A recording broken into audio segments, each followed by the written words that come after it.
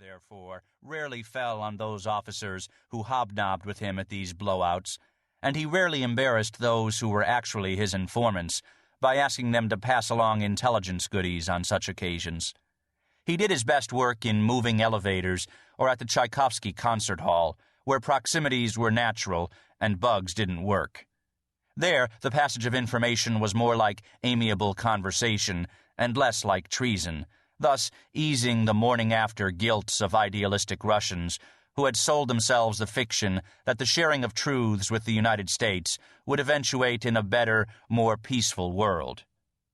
As he watched a flight of Sturmovix that snarled past, bellies nearly brushing the restless snow, he thought of all those idealistic Americans who believed that sharing truths with the Soviet Union would bring a better, more peaceful world. Why not, he wondered irritably, bundle up those Russians and Americans who thought that way and put them in charge?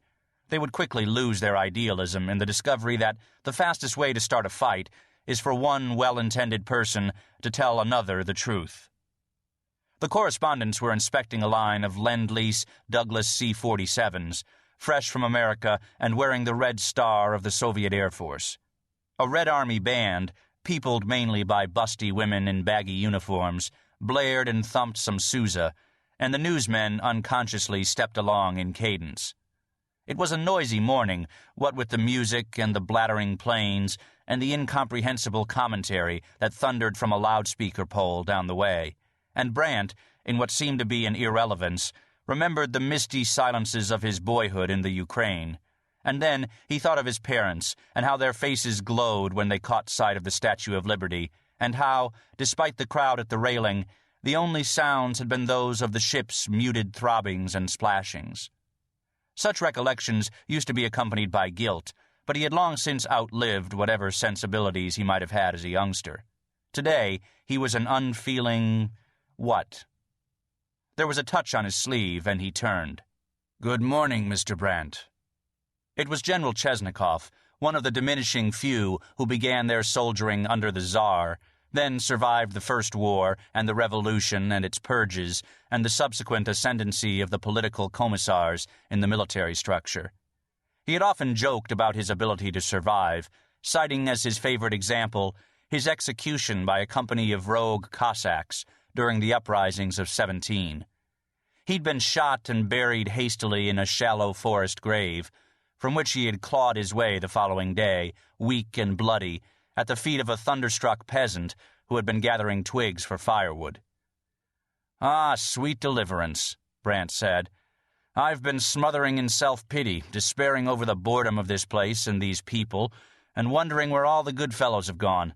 And now here you are, the best of the good ones, come to assure me that some of you are still left."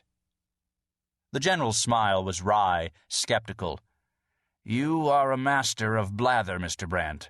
Your reputation as a windy flatterer is well-deserved." "Windy maybe, but flatterer no. You are indeed the best of the good ones." "A good what? Soldier? Russian? Bolshevik?" "Well, you're all of those, to be sure, but if I didn't think it would abrade your socialistic sensitivities, I'd describe you with a good old-fashioned Middle America label, a kindly gentleman."